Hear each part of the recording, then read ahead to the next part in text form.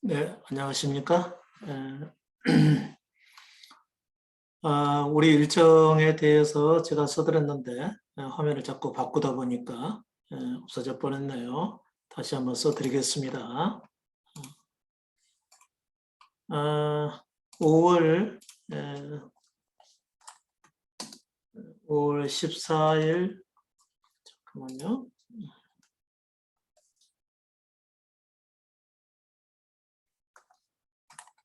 5월 14일 토요일이죠. 수원에서 주모임 합니다. 수원 오프라인이라는 얘기죠. 그리고 그 외 지역은 줌으로 하는 거죠. 수원에서 줌 방송합니다. 그 다음에 21일이죠. 21일 토요일도 역시 마찬가지죠.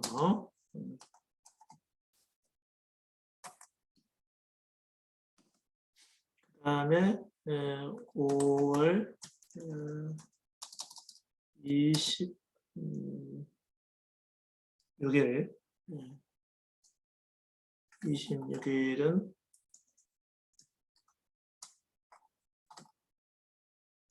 목요일이죠.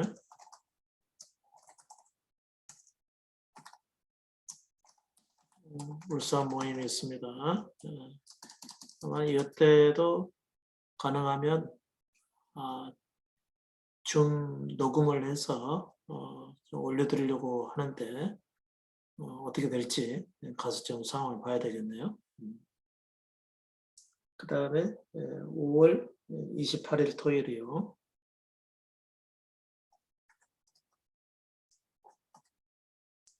광주에서 준방송합니다.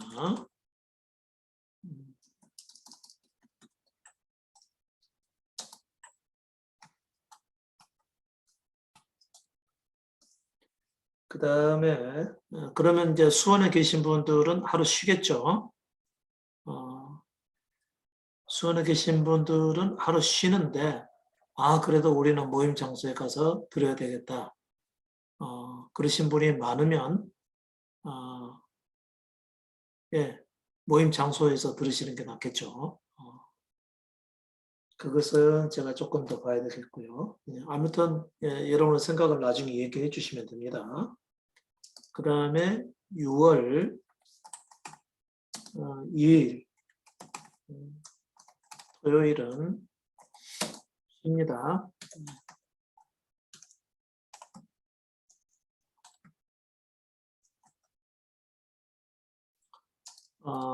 연휴니까 그렇죠.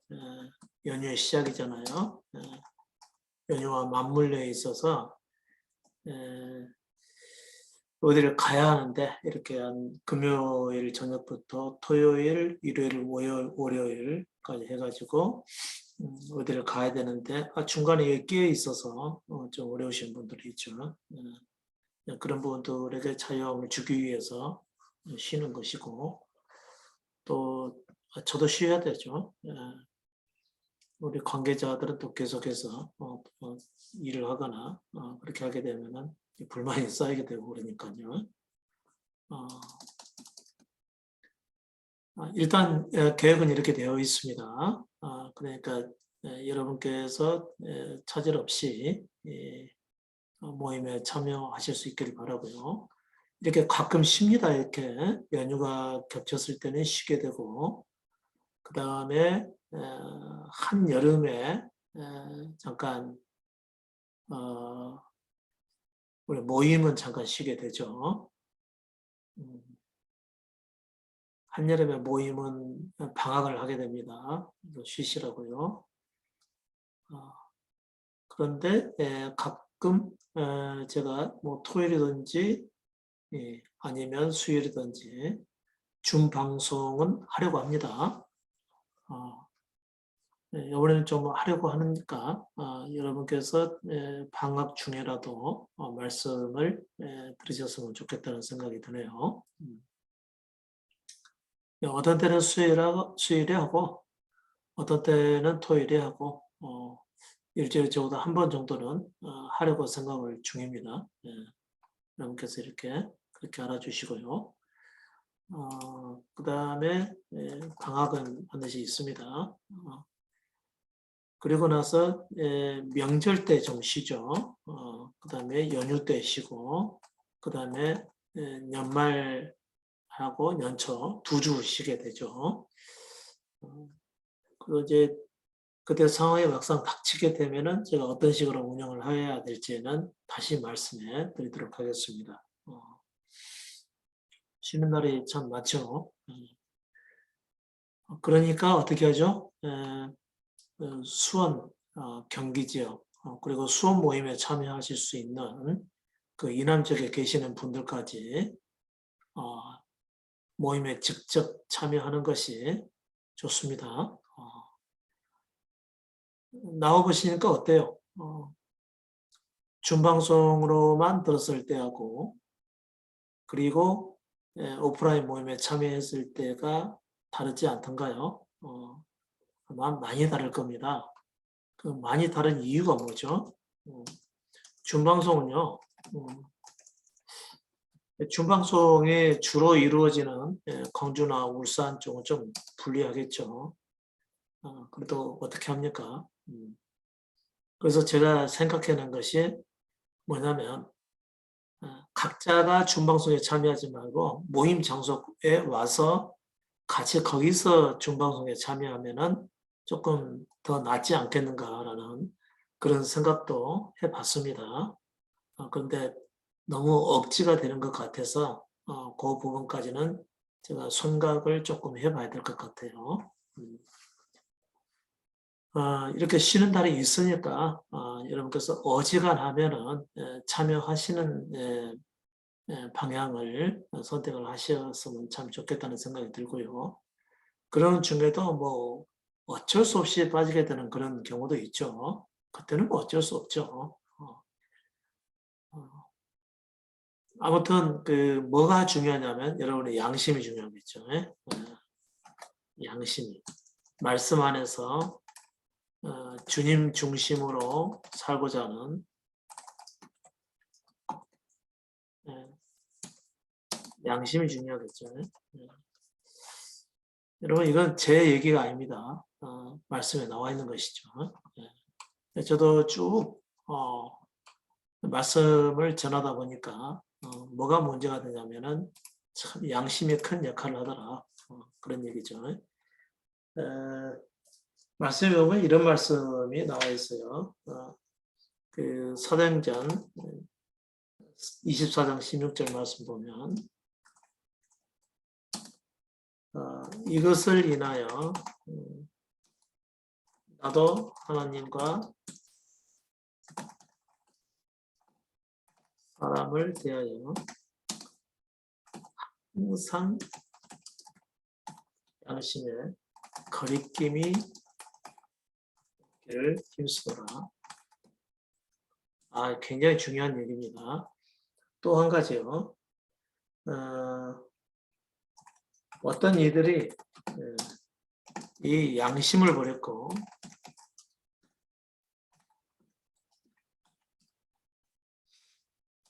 그 믿음에 관하여는 파선하였느니라.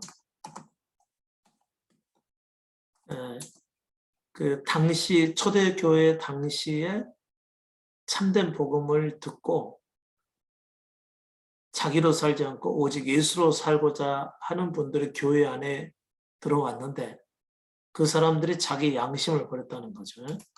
속였다는 거죠. 이래서는 안 되는데 했는데 그 양심을 넘어섰다는 그런 얘기죠.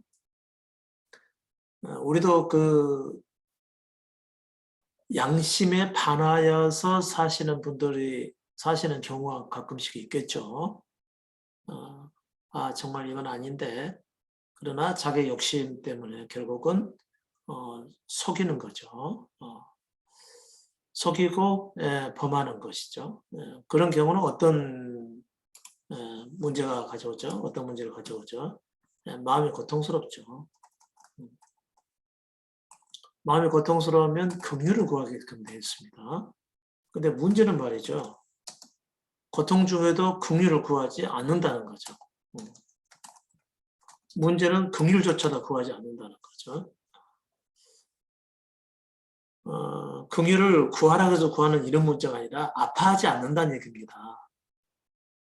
내가 믿는 사람으로서 모든 것을 다 내려놔야 됨에도 불구하고 물질을 사랑하거나 자기 자신을 사랑해서 거짓되게 말을 하거나 속여서 말을 하는 수가 있나? 이건 정말 문제다 라고 생각을 해서 마음의 고통을 느껴야 되는데, 물론 고통을 느끼겠죠.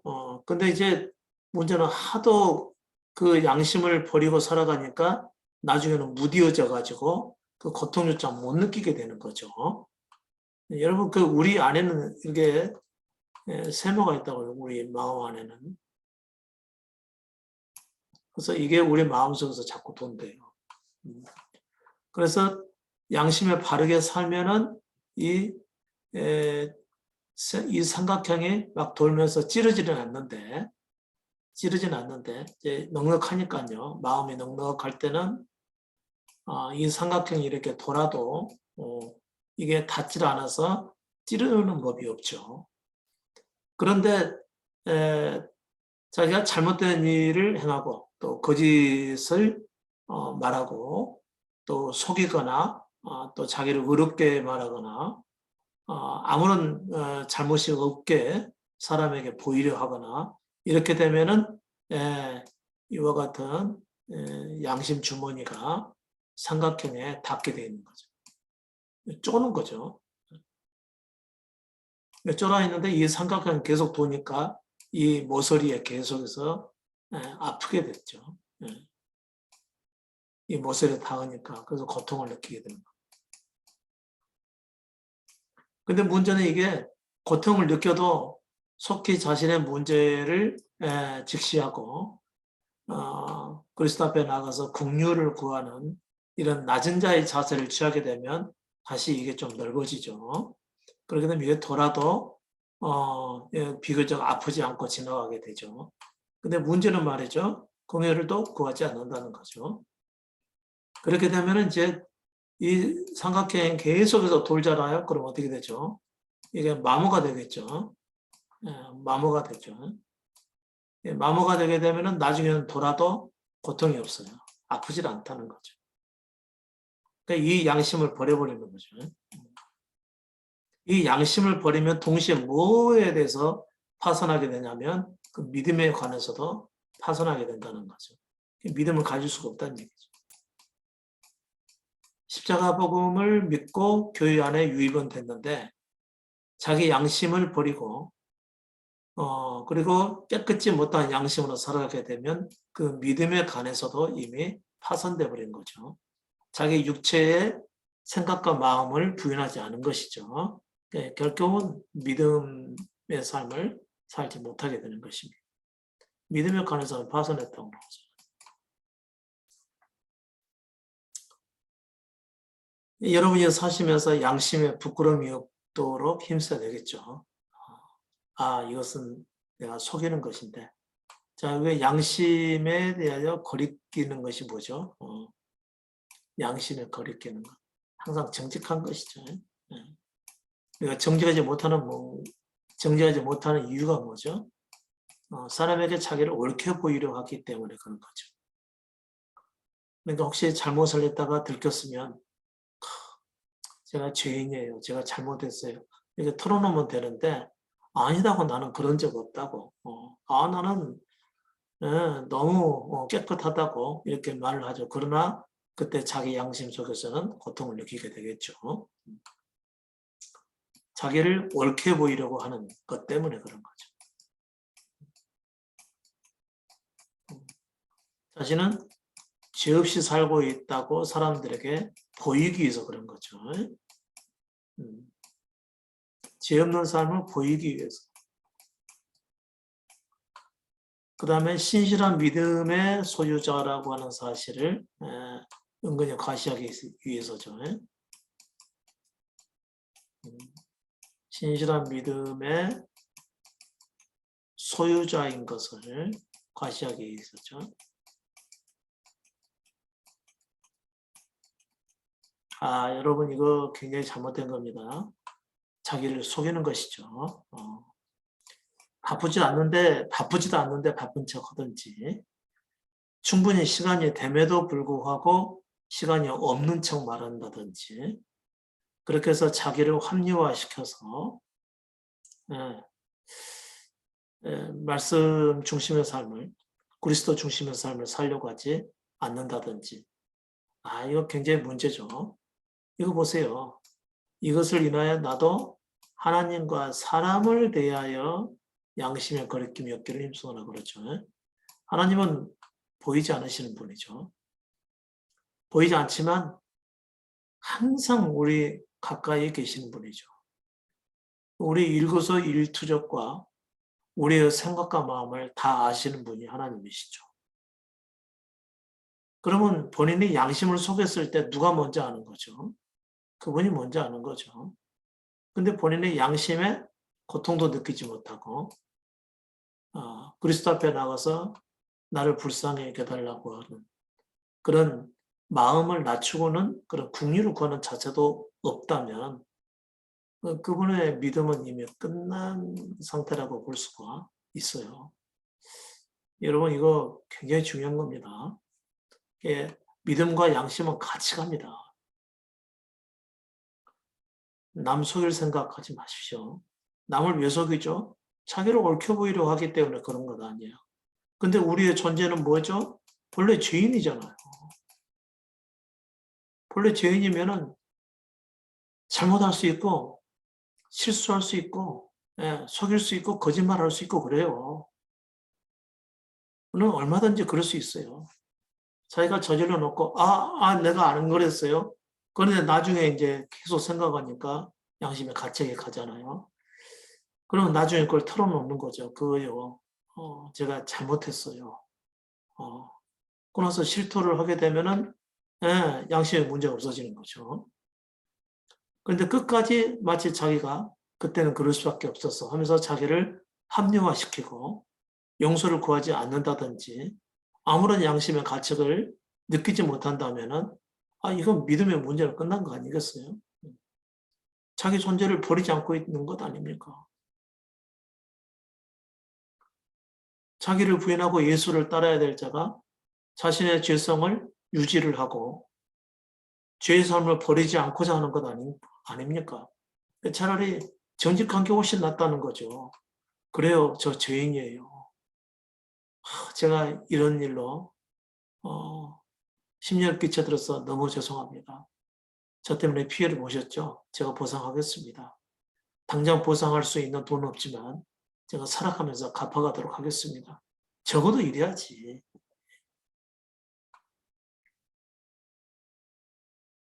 아니면 갚을 수 없으면 갚을 수 없다고 말을 해야 돼요.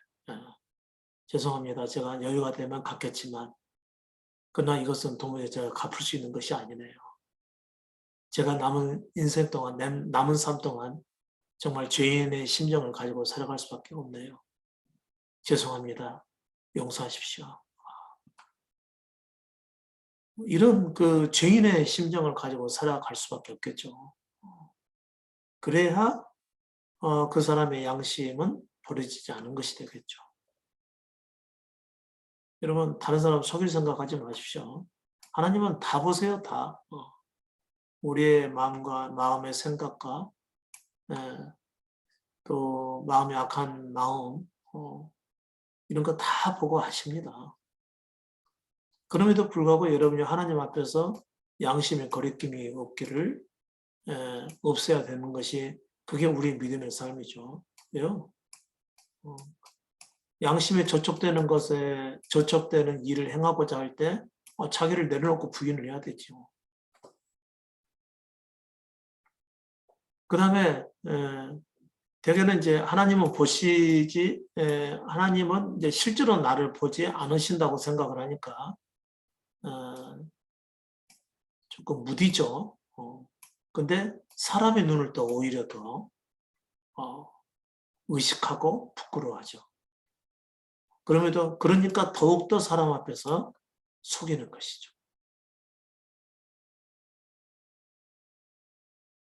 사람을 속이고 사람 앞에 정직하게 말을 하지 못한다고 하는 것은 그것은 믿음을 버리는 것과 똑같다는 거죠. 근데 이게 어지간해서 빨리 돌이켜야 되지. 빨리 돌이키지 않으면 우리 속에 양심 속에 있는 이 삼각형이 돌다가 이게 마모가 돼버리면은 이때는 이미 늦어버리죠. 그래서 항상 양심의 거리낌이 없기를 힘쓴다고 바울이 이렇게 고백을 했던 것입니다. 그리고 이제 바울이 디모데에게 전하는 말 중에서요. 어떤 사람들을 조심해라 그러는데 그 사람들은 어떤 사람이냐면 양심을 버려버린 사람들이라는 거죠. 이 양심을 버렸다는 얘기는 그 믿음에 관해서도 파산했다는 걸 의미하는 겁니다. 이런 사람들은 경계하라고 하는 얘기죠. 자, 그 다음에 히브리서 9장 9절을 보게 되면 이런 말씀이 나와요. 여러분 굉장히 중요한 겁니다. 아무 데서도 이런 거 얘기 안 해주죠. 왜 얘기를 안 할까요? 양심에 꺼리니까. 양심을 꺼리는 일이 많으니까 말을 못하는 거죠. 그 말을 하려면 먼저 자기 속에 양심의 거리낌이 없어야 되거든요. 근데 양심의 거리낌이 많으니까 말을 못하는 것이죠. 자기에게 문제가 없어야 말을 하죠. 자기에게 문제가 있는 사람은 말을 못하게 되는 것이죠.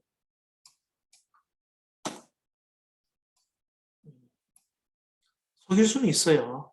근데 문제는 가책을 느끼지 못한다는 거. 이게 문제죠.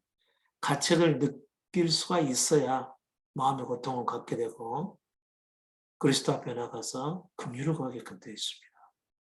굉장히 중요한 것이죠. 자, 이거 보셨죠? 이거 보셨죠? 이거 캡처해 놓으셔도 되고요. 안 그러면 제가 또 뭐 다시 연락을 드리게 되겠죠. 지우겠습니다.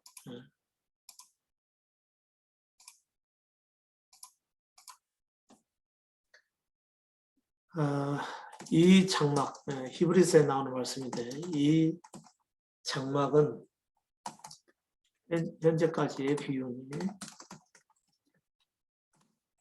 현재의 비유라고 하는 거죠.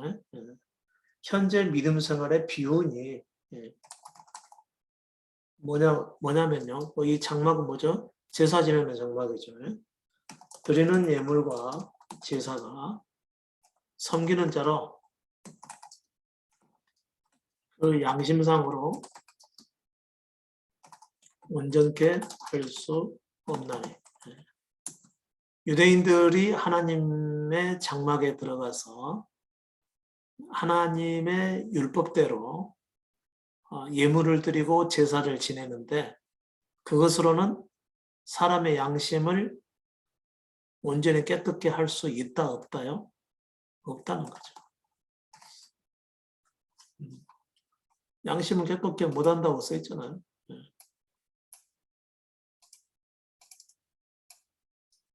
온전케 할 수가 없대요. 그러면 오늘날 예수를 믿고 교회 안에서 하나님을 섬기고 열심히 예배에 힘쓰고 그랬던 분들이 그 양심이 깨끗해질 수가 있을까요? 없을까요? 없죠. 예배를 열심히 잘 드린다고 해서 그 양심이 깨끗해지는 것이 아닙니다. 그러니까 평생 교회 중심으로 신앙생활을 해왔어도 그 양심 하나를 깨끗하게 하지 못한다는 것이죠. 왜요? 자기에 대해서 죽는 십자가를 향해 가지 않았기 때문에 그런 거죠. 나는 본래부터 죄인이고 죄를 지을 수밖에 없는 자고 어떻게 살든지 스스로는 그 죄인의 삶에서 벗어날 수가 없다는 것을 깨달은 사람이 예수 그리스도를 구원자로 믿고 따라가게 되는 것 아닙니까? 자기 안에서는 희망이 없습니까? 그랬던 그가 십자가의 죽음을 경험하게 되죠. 계속해서 어떤 상황에서도 그리스도를 따라가게 되면 십자가의 죽음을 경험하게 됩니다. 그 얘기는 뭐냐면은 내가 예수와 함께 심판을 받았구나. 그러니 나는 이미 죽은 자니 더 이상 내 생명이 원하는 대로 살지 않겠다. 이런 사람이 후에 그리스도를 예수를 생명으로 받죠. 받으면 그 생명은 바뀌게끔 되어 있는 거죠. 거룩한 생명으로요. 거룩한 생명으로 살아가는 사람은 양심이 바를 수밖에 없죠. 완벽하다는 얘기는 아닙니다. 아직 육신 가운데 살기 때문에요. 가끔씩은 육신을 선택을 해서 양심에 꺼린 일을 행할 수도 있어요. 근데 그것은 곧 해결이 되겠죠.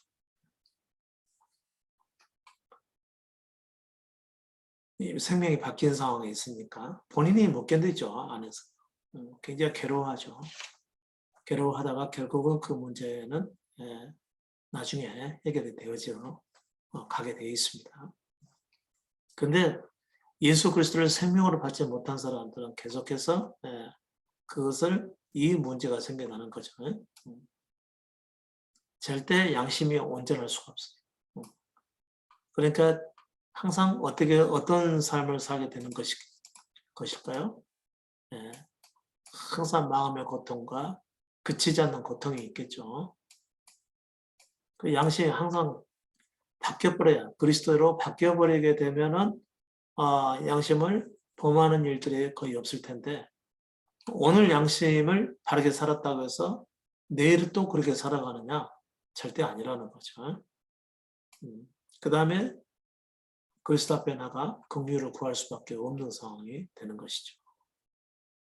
자, 예수 그리스도의 제자들이 3년간 그리스도를 따라다녔지만 그들은 모두 어떻게 됐죠? 그리스도를 배반하고 팔아버린 것이죠. 그 양심이 그들 속에서 역사를 했기 때문에 부활하신 그리스도를 만났어도 그들은 떳떳하지 못했던 것이죠. 아무도 나서서 무슨 말을 하는 자가 없는 거죠. 이미 그들은 마음의 고통을 느끼고 있었던 것이죠. 그리고 그리스도의 불쌍히 여기심과 공의를 여겨 주심을 구하는 마음 상태였을 것입니다. 근데 문제는 바로 우리가 이랬기 때문에 그가 우리를 대신해서 십자가에서 죽으셨구나. 이것을 깨닫게 되죠. 그 사람들은 얼마나 양심에 찔렸겠어요. 3년간 동행했어요, 그리스도와. 3년간 먹고 자고 함께 먹고 자고 다니고 그분의 말씀을 가까이서 듣고 그분의 몸과 손을 만지고 3년간 동행했다. 그를 그리스도로 인정을 했고요. 3년간 동행하면서 그를 대신해서 죽기까지 하겠다고 그랬죠. 그런데 부인을 해버렸죠. 그리고 도망가 버렸죠. 자신의 실존을 만났을 때 얼마나 이 사람들은 실망을 했겠어요. 그게 마음의 고통으로 작용이 되는 것이죠. 그리고 그리스도를 만났을 때 꿀먹은 벙어리들이 되잖아요. 국민을 구하게 된 겁니다. 예수 그리스도의 제자들도 그랬어요. 근데 여러분들은 너무 바르게 살려고 그러죠. 그리고 그리스도와 동행도 하지 않으면서 믿음에 맞게 바로 서 있는 사람처럼 행동을 한다는 것이죠. 그게 부끄러운 겁니다.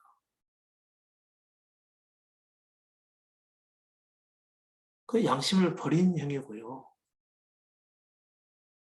이거 굉장히 조심해야 돼요. 믿음에 관해서는 파손됐다는 것이죠. 한두 번 그러면 모르는데 계속 그러면은 이건 정말 문제가 크죠. 물론 우리 육신은 그럴 수밖에 없어요. 그러나 우리는 적어도 예수 그리스도를 따르면서 자기를 부인해야 될 줄을 아는 사람들이죠. 근데 자기 부인이 뭔지도 모르고 그냥 모임에만 잘 참석하면 되는 걸로 생각하시는데, 이거 말씀도 안 들리면서 모임에만 잘 참석하면은 무슨 유익이 있겠습니까? 예, 예, 참 이거 중요한 문제예요. 여러분의 눈과 귀가 열려야지 이 말씀이 들리는 것이죠. 말씀도 안 들리는데 또 그처럼 믿는 사람처럼 행동을 해서도 안 되죠. 그것도 양심의 거리낌이 있는 것이죠. 그것도. 분명히 제가 잘못됐다는 사실을 알고 자기가 자기 존재를 부인하지 않고 있다는 사실을 알면도 불구하고 고통을 느끼지 못한다는 것. 심각한 상태죠. 그래서 베드로도 같은 얘기를 했었죠. 좀 지어볼까요?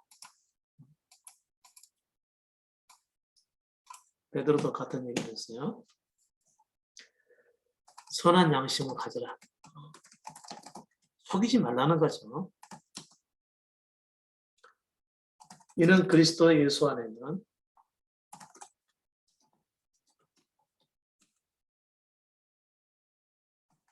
너희의 선행을 욕하는 자들, 선행을 욕하는 자들 있죠. 그 비방하는 일에 부러움을 당하게 하려 합니다.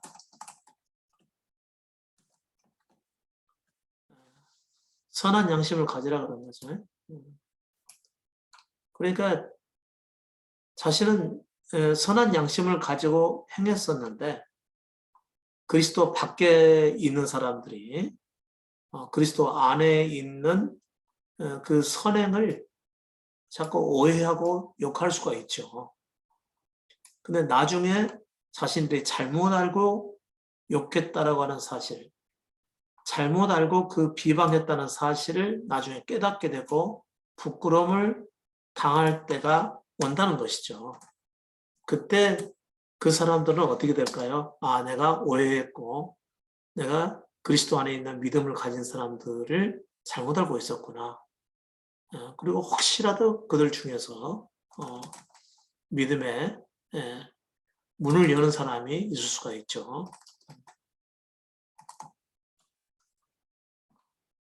마음문을 여는 사람이 그때는 있겠죠. 이 사람들은 정말 다르다.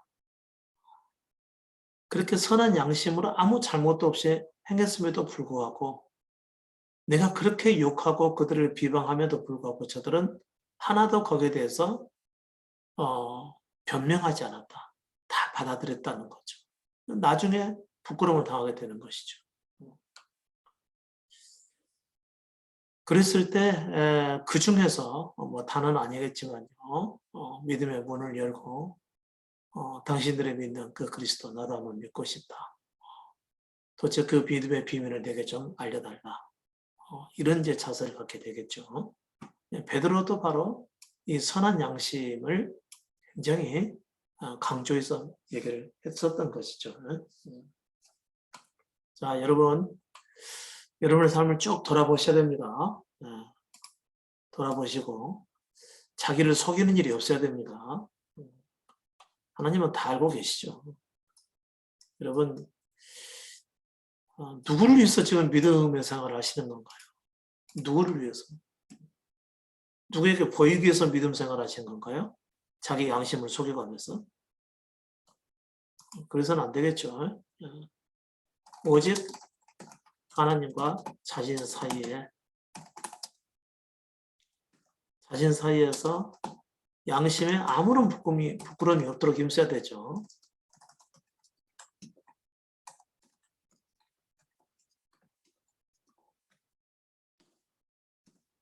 양심에 부끄러움이 없어야 믿음도 지속할 수가 있는 겁니다.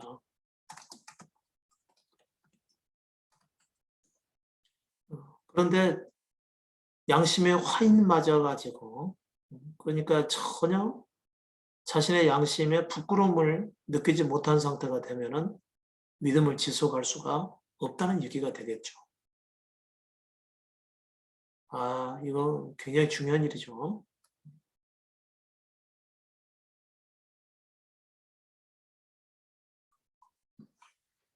예, 너무 중요한 일이죠. 예, 제가 몇 분 오셨는가 좀 봤습니다. 참여하신 분들이 얼마나 되는지. 예, 혹시 참여하지 않으신 분들이 많으시면 제가 또 반드시 올려야 되죠. 그렇지 않아도 예, 녹음된 것은 올릴 참여입니다.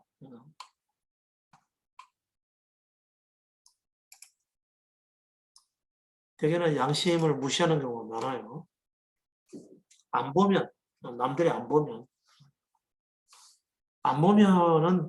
양심에 어겼어도 담대함을 갖게 되죠. 그리고 아무런 양심의 가책이 없이 살아가는 것이죠. 양심의 가책을 받지 않게 되면은 국리를 구할 수가 없죠. 우리가 양심을 속일 수밖에 없는 존재라는 것도 그분은 아세요. 그러니까 내가 양심을 속였다 했을 때 양심의 가책을 받는 것이 정상적인 것이죠. 그래서 궁유를 구하게 됩니다. 궁유를 구할수록 어떻게 되죠? 우리 자신은 낮아지게 되어 있죠. 그리고 죄인의 자리에 서게 되어 있죠. 그럼 계속해서 궁유를 구하면서 주의 다스림을 받게 되어 있습니다. 그때 자기에 대한 죽음인 십자가로 향해 갈 수가 있는 거죠. 그러니까 속일 생각은 하지 마십시오. 그게 자기 부인은 아니잖아요. 항상 우리가 왜 자기를 양심을 속이게 됐죠? 자기 유익 때문에 그런 거죠. 자기 유익 때문에 그런 거죠.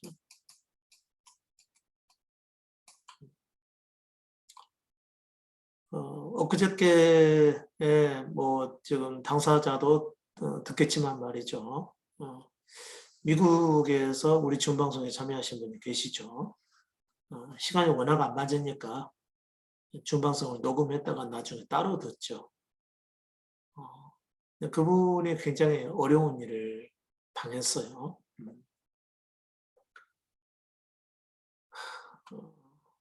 당했는데 최근에 항상 이 사람은 한국 돈을 가지고 자신의 어려움을 이렇게 대비를 해왔었던 것이죠. 물론 이제 그 가정의 구체적인 상황은 여러분에게 바뀔 수가 없습니다. 그 점을 좀 양해해 주시고요. 근데 이제 문제는 내가 앞으로 계속해서 살아가려면 돈이 있어야 된다. 물론 미국 돈도 있어야 되겠지만 따로 비즈니스를 하게 되면서 한국 돈으로 이제 받는 경우가 있는데 당장 미국에서는 통용이 안 되니까 제가 그래서 그 한국 돈을 이렇게 모아나게 됐어요.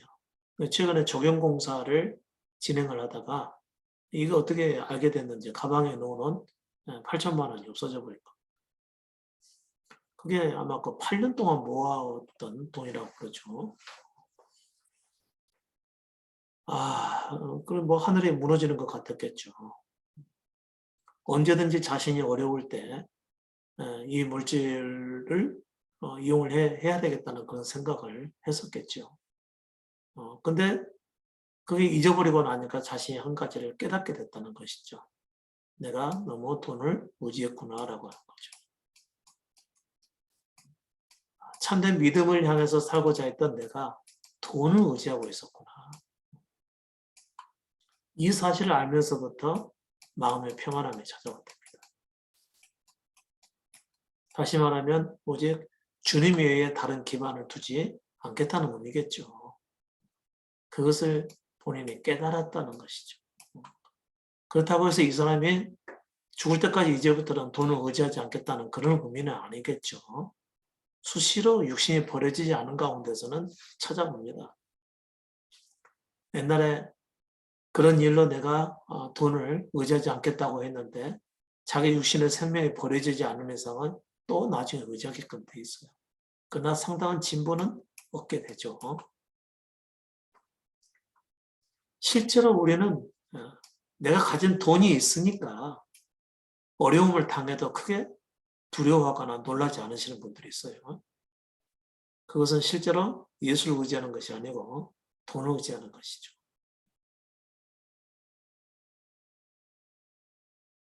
그것에 대해서 양심의 부끄러움이 사실은 있어야 되는 거죠.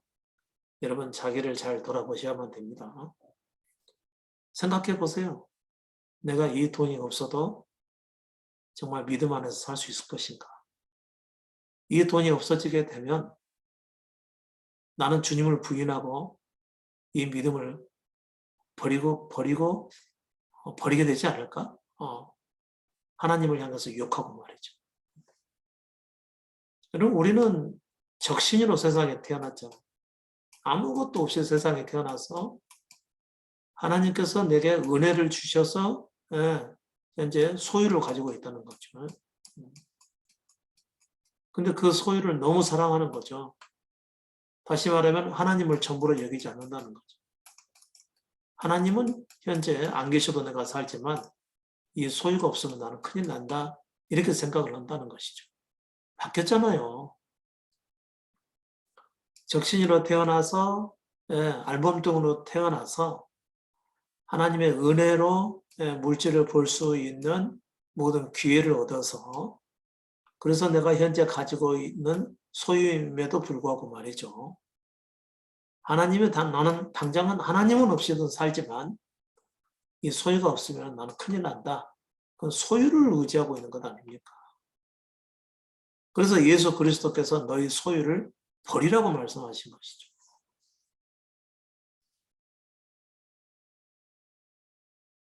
이 소유를 그토록 중요하게 여기면서 여러분이 지금 자기를 부인한다고 말할 수가 있을까요? 근데 이 소유를 의지하고 있음에도 불구하고 전혀 양심의 부끄러움을 느끼지 못한다고 하는 것이 더 문제죠. 하나님께서 내게 주신 것인데 이 소유를 주신 하나님보다도 내가 이 소유를 더 사랑하고 있다니 양심의 가책을 받아야 될 문제죠. 참 우리 생명이 얼마나 간사하고요. 사실은 믿음을 가질 수 없는지 정말 절망스럽습니다. 제가 엊그저께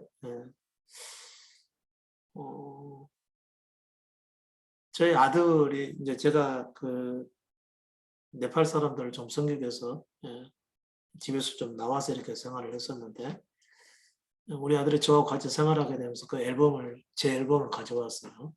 물론 이제 가족들 앨범까지도 같이 들어가 있었죠. 근데 그 앨범은 사실상 제가 아주 어렸을 때부터 가지고 있었던 것이었습니다.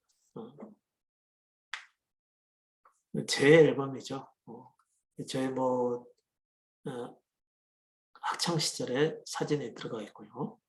제 잠깐 그 젊은 시절의 사진이 들어가 있고 친구들과의 사진도 들어가 있고 군대 시절 그리고 믿음 생활했을 때의 사진, 교회에서의 사진 그리고 이제 신학교 가면서부터는 사진 찍을 새가 없이 살았었죠. 가끔씩 찍힌 사진들은 있죠. 전도사 생활하면서 또 차장팀 운영하면서 그건 찍힌 사진인데 가끔씩 있는데 그런 거는 별로 이제 보관도 안 됐었고 한다고 해도 별로 그런 데서 대해서 제가 가치를 못 했었으니까 잊고 있었는데 우연히 그 앨범을 보게 된 겁니다. 그 앨범 안에는 제 100일 사진도 있었죠. 예전에 100일 사진은 다 벗고 찍었죠.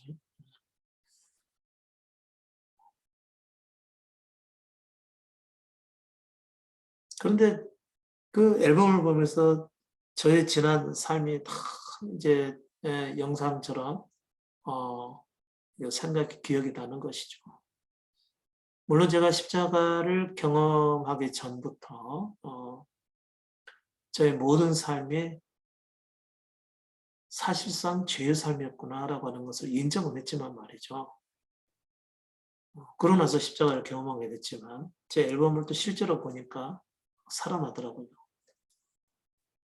그리고 저의 삶 전체를 보는데 예, 의로울 것이 하나도 없더라고요.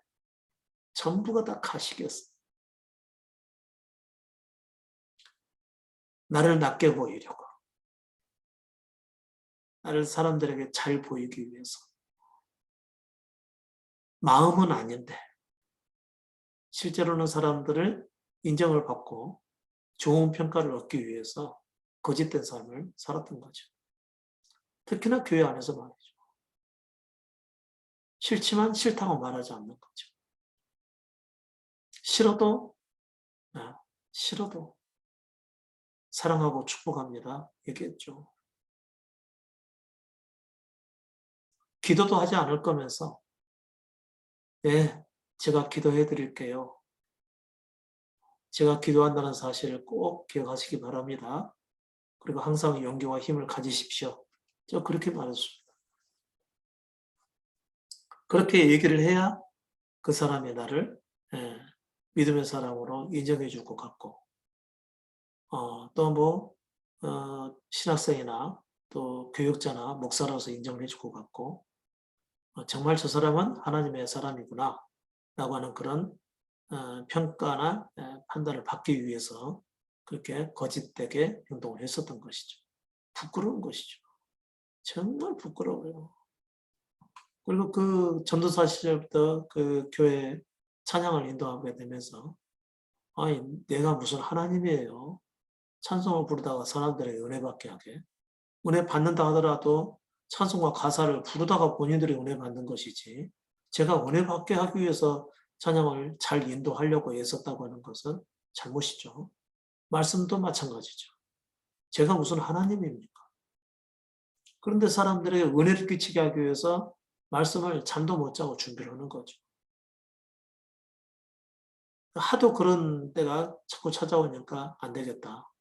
적어도 일주일 전부터 내가 미리 설교 제목을 정해놓고 그 말씀을 준비해 가야 되겠다. 이런 생각도 들더라고요. 근데 어떤 교회 목사님은, 유명한 교회 목사님은 아예 몇 달 전부터 준비를 한다고 그러대요. 그 몇 달 전이면은 여러 가지 설교 제목에 막 중첩돼 가지고 뭘 준비하고 그러는지도 잘 모를 텐데 아무튼 그렇게 한답니다. 그 이유는 뭐죠? 하나님으로부터 소리가 안 들리니까 그러겠죠. 그리고 자기를 잘 보이려 한다는 거죠. 본인이 하나님입니까? 사람들의 은혜 받게 하게. 그러니까 그런 예배는 아무리 들어도 그 양심을, 듣는 자의 양심을 온전히 못한다는 거죠. 그런 말씀으로는. 자기를 잘 보이기 위해서 말씀을 전하거나 하나님의 일을 행한다고 하는데 그게 과연 양심에 부끄러움이 없는 행위입니까? 아니잖아요. 그런 가식적인 행위를 통해서 다른 사람에게 다른 사람의 은혜를 끼치게 할 수가 있어요? 없죠. 그럴 수가 없는 것입니다. 근데 저는 사실 양심에 화인 맞은 사람이었었죠. 양심에 부끄러운 일을 행하고도 그게 부끄러운 일인지조차도 몰랐다는 것이죠. 물론 그때는 이제 자기를 부인하거나 자기 십자가를 제한다거나 그다음에 그리스도의 말씀처럼 너희가 복음을 위하여 부모나 형제나 그다음에 아내나 배우자겠죠. 아내나 자식을 버리지 아니하면 영생을 얻을 수 없다라고 하는 그 말씀에 대해서도 전혀 양심의 가책을 느끼지 못했었어요. 그러니까 내가 아내를 사랑해야 된다고 그러고 자녀들을 사랑해야 된다고 그러고 어떻게 해서든지 마음에 안 드는 부분이 있으면 말하지 않고 참고 견딜 수 없으니까 밤에 나가서 그냥 오래오래 주의 이름을 부르면서 스트레스를 풀면서 기도했다고 하고 다시 내려와서 사랑하려고 했다고 하는 거. 분명히 저는 사랑하지 못하는 부분들이 많이 있었어요. 그럼에도 불구하고 목사이기 때문에 사랑을 해야 된다고 생각했던 거죠. 근데 그게 싫음에도 불구하고 사랑해야 된다고 했고 싫음에도 불구하고 지적해야 될 부분들을 지적하지 않았습니다. 평화로워야 되니까. 가정이 행복해야 되고. 그리고 내가 이렇게 사랑스럽게 해야 사랑 많은 목사가 되는 것이니까. 그것은 양심에 정말 부끄러운 일이었었죠. 여러분, 우리 모든 사람들은 죄인으로 탄생합니다. 그리고 이기적이에요. 다 이기적입니다. 그러니까 사실상 사랑할 수도 없고요. 사랑해 줄 수도 없어요. 내 안에서 나도 이기적이고 다른 사람도 이기적이기 때문에 사실상 사랑해 줄 수도 없고, 예, 내가 내 속에 그 사랑도 없는 거예요, 사실은. 그런데 조금 평화롭게 대했다고 하는 것 자체로 나는 그래도 참 믿음을 가진 사람이고 사랑이 많은 사람이야. 자부했다는 겁니다. 야, 앨범을 돌리면서요. 이렇게 쭉 넘기면서 그게 생각이 나는데 괴로움 미치겠더라고요.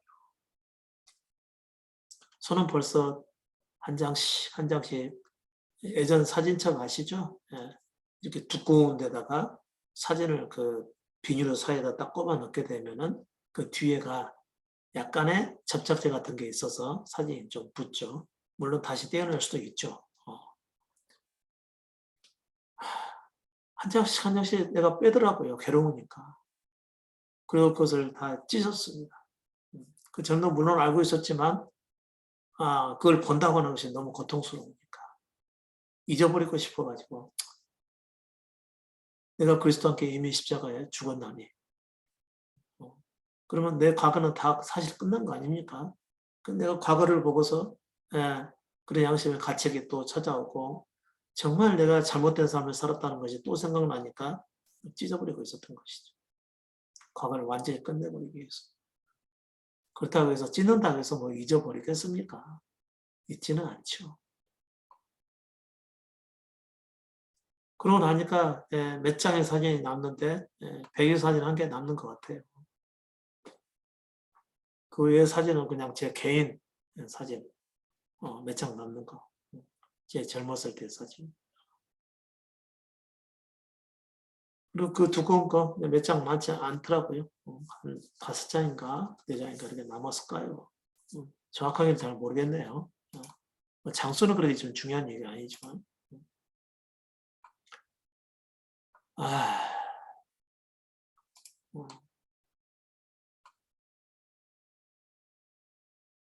여러분, 우리는 양심에 부끄러움 없이 사시면 됩니다.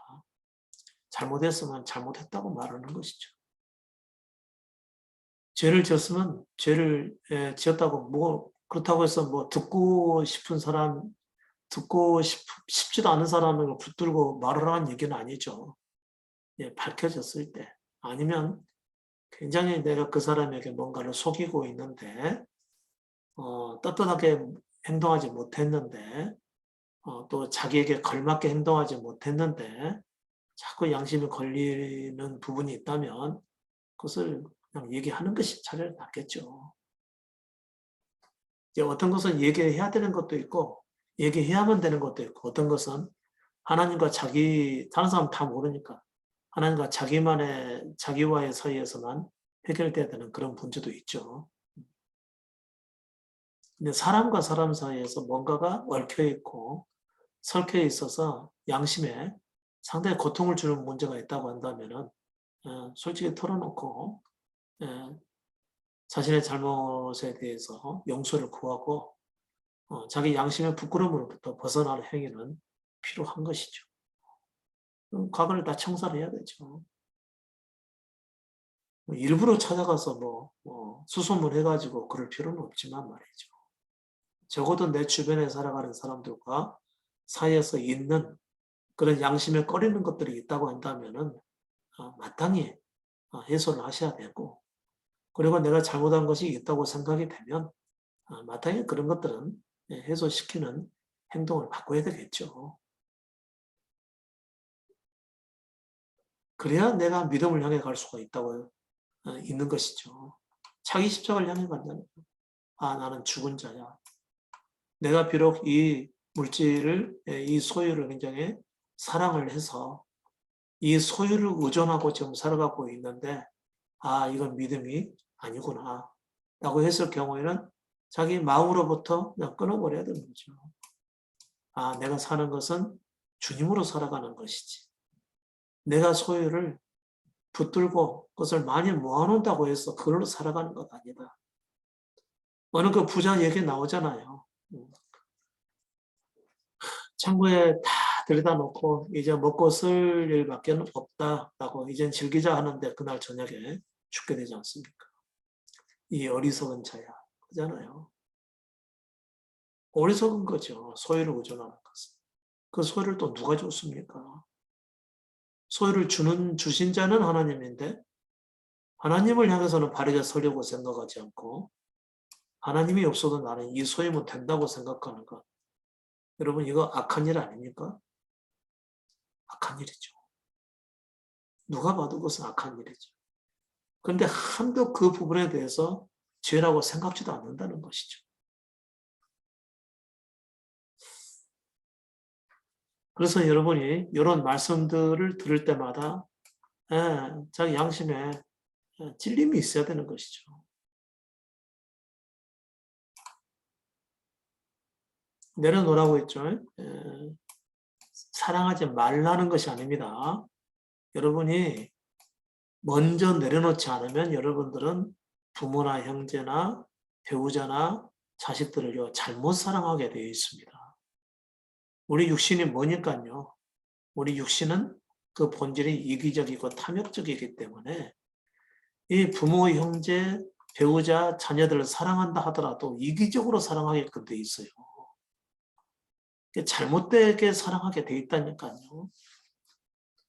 겉으로야 한번 내가 너를 위해서 다 이런 일을 하고 내가 하나밖에 없는 너를 위해서 내가 잘 기르지 못하겠느냐 이렇게 말을 하고 헌신적으로 사랑하는 것 같은데 결국 그것은 자기 사랑이에요. 나중에 알게 됩니다. 자기가 사랑하려고 하지 마시라는 것이죠. 자기가 사랑하려고 하게 되면 계속 다투게 됩니다. 다투게 돼요. 내가 원하는 남편으로 만들고자 하면 남편과 정말 계속해서 다툼이 일어납니다. 내가 원하는 아내로 만들고자 하잖아요. 그러면 계속 다툼이 생겨나는 거예요. 내가 기대했던 남편으로 만들고자 하잖아요. 그래도 다툼이 일어납니다. 자식들도 마찬가지죠. 부모가 보기에 좋은 자식으로 만들고자 한다면은 순종적인 자식들은 따라오죠. 그런데 나중에 문제가 되는 것이죠. 예. 그 순종적인 자식들은 자기 삶이 없어져 버리는 겁니다. 어느 순간 내가 뭐 때문에 지금까지 살았지? 이럴 때가 반드시 찾아와요. 그런데 반응을 잘했던 자녀들은요, 아니, 왜 내가 엄마 아빠 말을 꼭 들어야 되는데, 아니, 난 내가 원하는 대로 할 거야. 이런 애들은 나중에 자신들이 잘못 살았던 것을 깨닫고 부모님에게 잘할 수도 있죠. 아니면 끝까지 그렇게 또 살아갈 수 있는, 살아가는 자녀도 있겠지만 말이죠. 사람은 본래 이기적이에요. 사랑할 수도 없고, 사랑해 줄 수도 없습니다. 우리 속에 사랑이 없고, 사랑해 줄 수도 없어요. 근데 사랑한다고 말을 한다면 여러분은 아직 뭘 모르고 말한다는 얘기죠. 사랑한다면 결국은 내 마음에 맞게 잘해. 이런 말밖에 더 되겠습니까? 과연 그게 사랑일까요? 주님께서 나를 따라오려거든 이거 버리라고 했으면 버려야 정상적인 겁니다. 내가 왜 버려야 됩니까? 이렇게 좀 말씀하시든지요.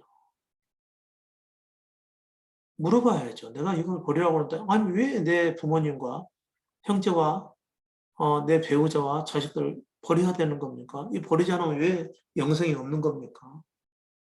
누가복음 18장에 이르시되 내가 진실로 너에게 이르노니 하나님 나라를 위하여 집이나 아내나 형제나 부모나 자녀를 버린 자는 금세에서 여러 배를 받고 내세의 영생을 받지 못할 자가 없느니라. 버려야 영생을 받는데. 근데 여러분들은 자꾸 이 형제들과 가족들을 향해서 사랑해요, 사랑해요 자꾸 그러잖아요. 그거 실제로 사랑이 아니라니까. 제가 앨범을 놓고 막 찍는 이유가 바로 그거 아니었습니까? 사랑하지도 않았음에도 불구하고 사랑하면서 그 같은 교회 다니는 이유가 평화를 유지하려고 힘썼으니까. 가식적인 삶 아니었어요. 그냥 가슴이 무너져 내리죠. 그때는 전혀 몰랐죠. 그게 진짜 사랑인 줄 알았죠. 이후에 십자가를 깨닫고 나서 그리스도가 전부이심을 경험하고 나서 내 내면을 보니까 말할 수가 없습니다. 우리 육신 안에는 선한 것이 하나도 없습니다. 단 한 가지도 없습니다. 단 하나도. 있다면 오직 그분의 은혜입니다. 우리가 뭔가 잘해서 하나님 앞에 바르게 서는 삶을 살아갈 수 있는 길은 없다는 거죠. 오직 그분께서 행하셔야 됩니다. 그리스도 그분께서. 그래서 여러분에게 그리스도께 자기 존재를 온전히 드리라고 말씀을 하는 것이죠. 그분께서 세우지 않으시면 아무도 설 수가 없습니다. 아무도.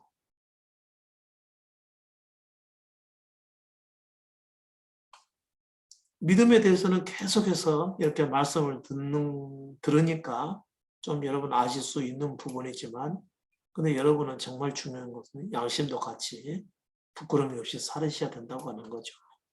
대개는 양심의 부끄러움이 나타나도 못 느끼시더라고요. 못 느낀다.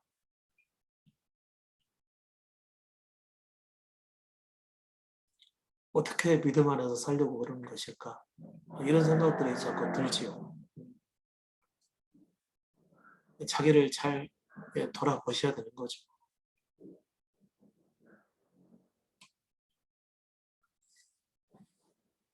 한 가지만 더 말씀드리고 마치도록 하겠습니다.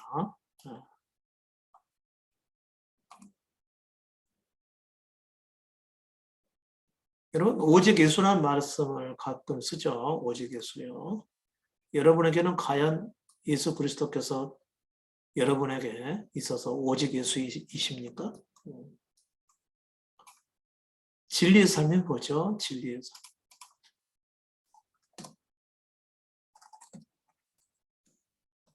진리가 뭐죠?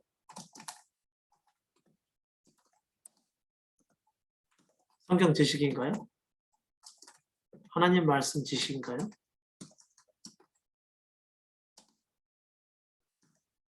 하나님 말씀을 많이 알고 있으면 진리를 알고 있는 것인가요?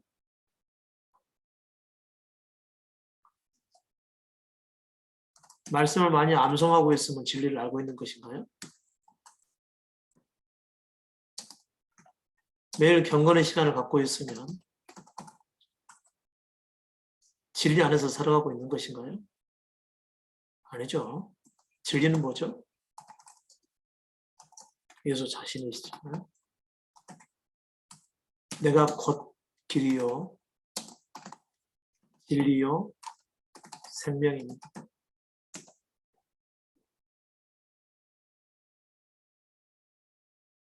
나로 말미암지 않고는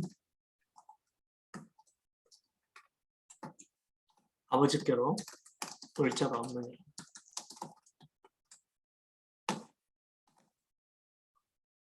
이것이 곧 여러분이 진리의 삶을 살아간다고 하는 것이 곧 뭐죠? 예수를 전부로 여기는 것이죠. 예수를 전부로 여긴다고 하는 것은 무슨 뜻이죠? 자신을 아무것도 아닌 자로 여기는 거죠.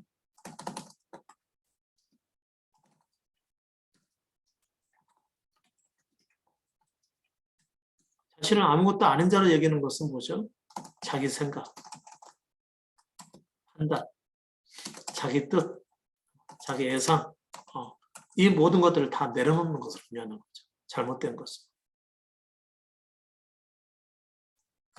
항상 그럴 수 없겠죠. 살아가는데. 또 육신을 가지고 살아가는데 항상 이럴 수가 있겠습니까?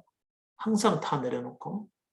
그렇지만 결정적인 상황에 대해서는 예수를 선택하고 자기를 내려놓는 것을 의미하는 것이겠죠. 그런 예수 그리스도와 함께 살아가는 것이 진리의 삶이죠. 그럼 예수는 어떻게 사셨죠? 예수는 육신에 속한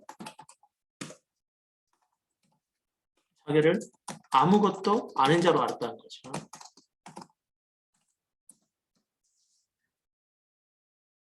그리고 나서 제자들에게 뭐라고 말씀하시냐면요.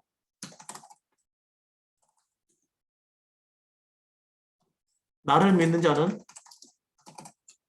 나의 하는 일을 저도 할 것이요 그랬죠. 잘 보십시오. 제자들에게 나를 믿는 자는 나의 하는 일을 저도 할 것이요 그랬습니다. 이는 내가 아버지께로 올라감이라 그랬죠. 이제 내가 아버지께로 가니까 나를 믿는 자는 나의 하는 일을 저도 할 것이요. 이는 내가 아버지께로 돌아감이라 그랬었죠. 그렇죠? 그게 무슨 말이겠죠? 아버지께로 돌아간다는 얘기. 지워지나? 네, 되네요.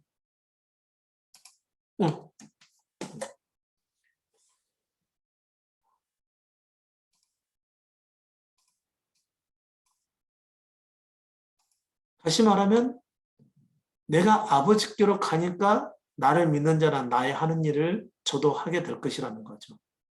이게 뭔 상관이 있는데 본인이 예수 그리스도 본인이 하나님께로 가시는 것과 뭔 상관이 있는데 그분이 하나님께로 가셔야 성령으로 믿는 자 속에 다시 와서 그분이 하셨던 일을 하기 때문에 그런 것입니다. 그럼 그게 어떤 일일까요? 여전히 그분이 사시면서 자기를 아무것도 아닌 자라 알고 스스로 아무것도 행하려 하지 않았다는 거죠. 그러니까 그의 제자들에게 나를 믿는 자는 나의 하는 일을 저도 할 것이요. 그 하는 일은 뭐죠? 자기를 아무것도 아닌 자로 여겨서 스스로 아무것도 행하려 하지 않는 것을 저도 할 것이요 라고 하는 그런 의미입니다. 예수께서 그렇게 사셨으니까요. 그러면 죽은 자를 살리고 병든 자를 고쳐주고 또 눈먼 자를 고쳐주고 귀머거리의 귀를 열어주고 이것은 다 누가 했다는 것이죠?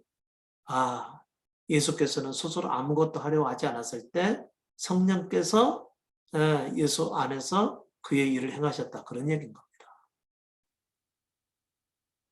그러니까 예수께서 나의 하는 일을 한다는 얘기는 어떤 거죠?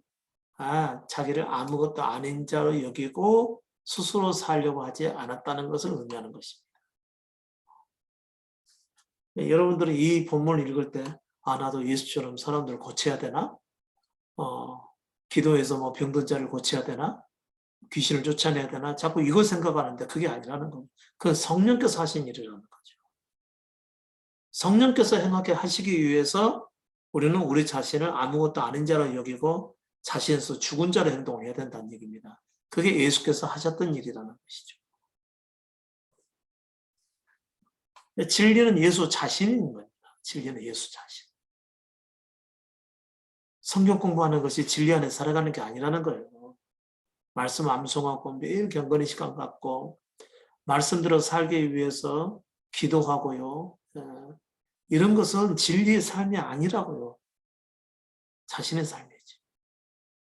진리의 삶은 예수 그리스도께서 우리를 전적으로 다스리시고 우리는 그분을 전적으로 의존하는 삶이고 그래서 그런 사람에게 자기 자신을 드러내는 일이 곧 진리의 삶이라는 것이죠.